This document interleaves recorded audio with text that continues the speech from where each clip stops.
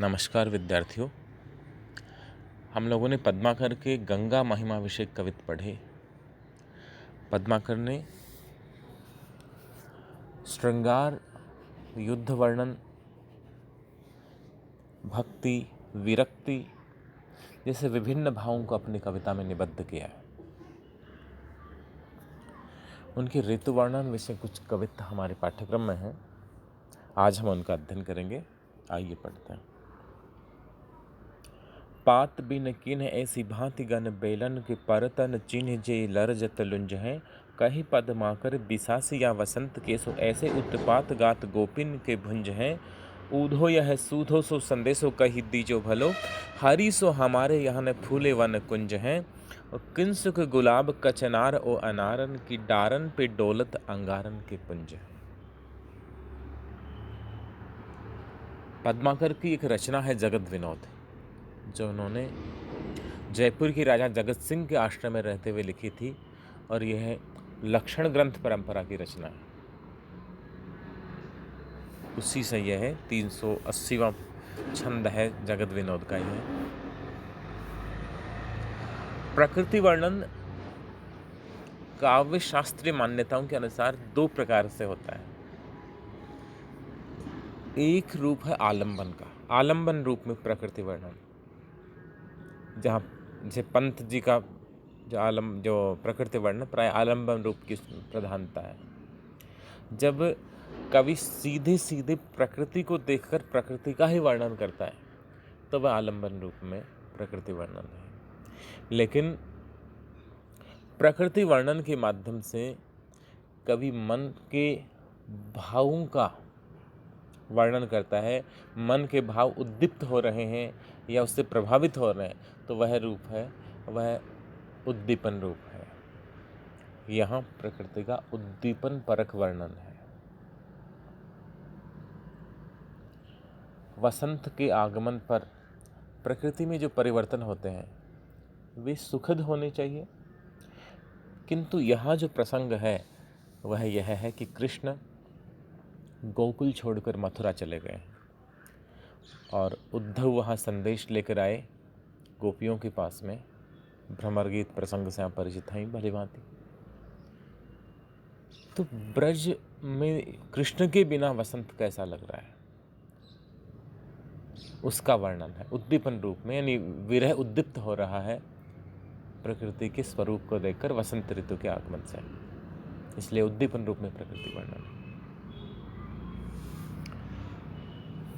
काव्य शास्त्र में। और ये लगभग सच्चाई भी है कि जो चीज़ें संयोग अवस्था में सुख के दिनों हमें अच्छी लगती हैं, दुख के दिनों में वही चीज़ें हमें दुखदायी लगती हैं, कष्टकर लगती हैं। तो कृष्ण नहीं है तो उनके बिना वसंत भी वसंत जैसा नहीं लगता, सुखद नहीं लगता। आइए पढ़े। पात बिन कीन्ह ऐसी भांति गन बेलन के। पात यानी पत्ते, पात बिन यानी बिना पत्तों के, कीन्ह कर दिया है, ऐसी भांति इस प्रकार से, गन यानी समूह, बेलन के बेलों के। इस वसंत ने लताओं को पत्र विहीन कर दिया, बिना पत्तों के कर दिया। मतलब दो कारण है पत्र विहीन होने के। एक तो वसंत से ठीक पहले शिशिर ऋतु आई है, पतझड़ आई है, तो पत्ते झड़ गए, गिर गए। और दूसरा कारण यह है कि वसंत आगमन पर जो नव पल्लव आए, नए पत्ते आए, वे भी फूलों की संख्या इतनी ज़्यादा है कि उन फूलों में वो नए पत्ते छुप गए, दिख ही नहीं रहे। पात बिन कीन्ह ऐसी भांति गन बेलन की। इस वसंत ने लताओं को, बेलों को बिना पत्तों के कर दिया, पत्रहीन कर दिया। पात बिन कीन्ह ऐसी भांति गन बेलन के। लता पुंजों को, लताओं के समूह को, बेलों को इस भांति, इस तरह से पत्रविहीन कर दिया है वसंत ने, बिना पत्तों के कर दिया है, पत्ते दिखते ही नहीं हैं। परतन चिन्हे जे ये लरजत लुंज है। परतन चिन्हे, चिन्हना यानी पहचानना, कि पहचानने में नहीं आ रहे, पत्ते कहीं नजर ही नहीं आ रहे। परतन चिन्हे जे ये लरजत लुंज है। लरज यानी हिलना, लरजत हिलते हैं। हवा के साथ में जब वसंत में मंद पवन प्रवाहित हो रही है, उसमें जो डालियाँ हिल रही हैं, और डालियाँ कैसी लुंज हैं, लुंज बिना पत्तों के, पत्र विहीन जो डालियाँ हैं, केवल उन फूल हैं, पत्ते हैं ही नहीं, वे इस प्रकार से लरज रही हैं डालियाँ, हवा के साथ धीमे धीमे डालियाँ हिल रही हैं। कही पद्माकर बिसासी या वसंत केसु, पद्माकर कवि कह रहे हैं कि गोपियाँ कहने लगी कि ये वसंत हमारे लिए विश्वासघाती है, वसंत हमारे साथ धोखा कर रहा है, ये धोखेबाज जो विश्वासघाती वसंत है। ऐसे उत्पात गात गोपिन के भुंज है, ये विश्वासघाती वसंत ऐसे उत्पात कर रहा है, इस तरह के उत्पात कर रहा है। गात गोपिन के भुंज है कि ये वसंत है वो गोपियों के गात को, शरीर को, अंग प्रत्यंग को भून रहा है, जला रहा है। जब संयोग के दिन थे, कृष्ण थे गोकुल में, तब ये वसंत कितना सुहावना लगता था। सूरदास ने लिखा, बिन गोपाल बैरन भई कुंजे, तब ये लता लगत अति सुंदर, अब वही विषम जाल की पुंजे। तो यही मनस्थिति यहाँ पद्माकर चित्रित कर रहे हैं कि बिना कन्हैया के, बिना कृष्ण के, बिना प्रियतम के वसंत आया है, तो ये सुख पहुँचाने के बजाय दुख पहुँचा रहा है। ऐसे उत्पात गात गोपिन के भुंज हैं, गात यानी शरीर, गोपिन के यानी गोपियों के, भुंज है भून रहा है। वसंत है वो हमारे शरीर को, हमारे अंग प्रत्यंग को, हमारे हृदय को जला रहा है, पीड़ित कर रहा है, दुखी कर रहा है। इसलिए आगे बड़ी सुंदर पंक्ति है, ऊधो यह सूधो सो संदेशो कही दीजो भलो, हरि सो हमारे यान फूले वन कुंज है। हे उद्धव, कृष्ण का एक लंबा चौड़ा संदेश लेके आए हो तुम, यहाँ समझा रहे हो, ज्ञान का उपदेश दे रहे हो। जब वापस जाओ तो हमारा एक सीधा सा संदेश कह देना हरि सो, कृष्ण से। ऊधो यह सूधो सो संदेशो कही दीजो हरि सो। हे उद्धव, कृष्ण से हमारा ये सीधा सा, एक सीधा सरल सा संदेश कह देना। हरि सो हमारे यहाँ न फूले वन कुंज है। हे कृष्ण, आप नहीं हैं तो हमारे यहाँ वन और कुंज फूले नहीं हैं, पुष्पित नहीं हुए। आप होते थे तो तब ये लता लगत अति सुंदर, तब ये लताएं कितनी सुंदर लगती थी, लेकिन आप नहीं हो तो अब ये वनों में, कुंजों में, लताओं में, वृक्षों में फूल नहीं लग रहे हैं। वास्तव में तो फूल लगे हुए हैं, लेकिन फूल जो सुख देते थे अब वे सुख नहीं देते, वे कृष्ण की याद दिलाते हैं, और ये फूल इस तरह से चुभते हैं। इसलिए गोपियाँ कहती हैं कि किंशुक गुलाब कचनार ओ अनारन की डारन पे डोलत अंगारन के पुंज हैं। किंशुक, किंशुक होता है पलाश, ढाक, टेशु, यहाँ की जो स्थानीय भाषा है मेवाड़ी, इसमें आप लोग खाकरा जिसे बोलते हैं, वसंत के अंत में जिसमें फूल खिलते हैं, किंशुक। गुलाब, कचनार भी एक पुष्पित पेड़ है, फूलों वाला पेड़ है। अनार भी आप जानते हैं, अनार तो। हे उद्धव, कृष्ण से इतना सा संदेश कह देना कि हमारे यहाँ वन में, कुंजों में फूल नहीं लग रहे, बल्कि किंशुक गुलाब कचनार ओ अनारन की डारन पे डोलत अंगारन के पुंज हैं, कि पलाश की डालों पर जो फूले हुए पलाश हैं, गुलाब हैं, कचनार हैं, और अनार की जो डालियां हैं उन पे फूल नहीं, अंगारे लगे हुए हैं। आग लग रही है इन वृक्षों में, फूल नहीं लगे हुए, क्योंकि फूल तो सुख पहुंचाते, आँखों को ठंडक देते, मन को सुकून देते, लेकिन ये तो हमारे दिल को जला रहे हैं। इसलिए ऐसा लग रहा है कि ये पलाश, गुलाब, कचनार और अनार की डालियों पर फूल नहीं, बल्कि अंगारों के पुंज हैं। पुंज यानी समूह, आग, आग दहक रही है जैसे, यानी संयोग में जो चीज़ सुखकारी थी, वियोग में वही दुखकारी हो गई। तो प्रकृति का बड़ा प्रभावशाली अंकन किया है, रीतिकालीन परंपराओं के अनुकूल उद्दीपन रूप में प्रकृति का चित्रण है। प्रवास की अवस्था का वर्णन है, जो संयोग, जो वियोग का जो चित्रण है, उसमें गोपियों की अनेक जो अवस्थाएं हैं, विरह की अवस्थाएं हैं, उनका संकेत मिल रहा है। चिंता, अभिलाषा, मृत्यु, जो मरण, गुण कथन आदि जो अनेक जो संचारी भाव हैं, उन संचारियों का भी इसमें संकेत मिलता है। ब्रज भाषा का साहित्यिक रूप है, लाक्षणिक सौंदर्य है, उपचार वक्रता का उदाहरण यहाँ मिलता है, वर्णनात्मक शैली है, कृष्ण को उपालंब दिया जा रहा है। और आप देखेंगे कि पात, परत, लर्जत लुंज, गात गोपिन, ऊधो यह सुधो, वर्ण में त्रिपद में त्रि तो है ही है, अनुप्रास अलंकार का सौंदर्य भी है। कचनार, अनारन, डारन, अंगारन में अनुप्रास का सौंदर्य है, ध्वन्यात्मकता है। अगला कवित्व पढ़ते हैं। कूलन में केली में कछारन में कुंजन में क्यारिन में कलिन कलीन किलकंत है, कहे पद्माकर परागन में पौन हो में पानन में पिक में पलासन पगंत है, द्वार में दिशान में दुनि में देश देशन में देखो दीप दीपन में दिवथ दिगंत है, दीपक दिगंत है, बीथिन में ब्रज में नबेलिन में बेलिन में बनन में बागन में बगरे बसंत है।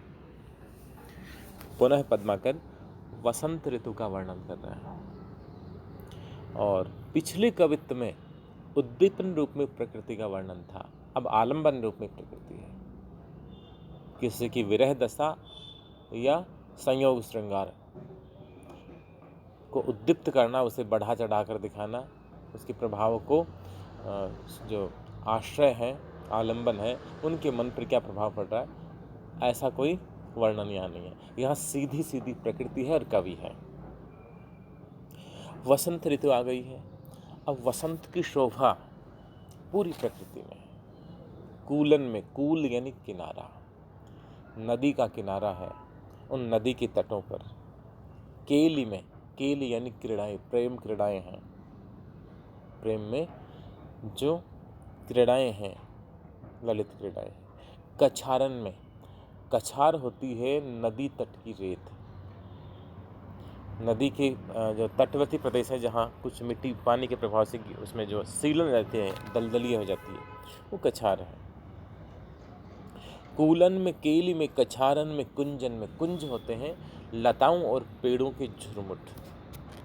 क्यारिन में, क्यारियों में, कलिन यानी कलियां, कलिन, कलीन, कलीन यानी कलियों में, कलिन यानी कलित, मुकुलित, खिली हुई, किलकंत है, किलक रहा है।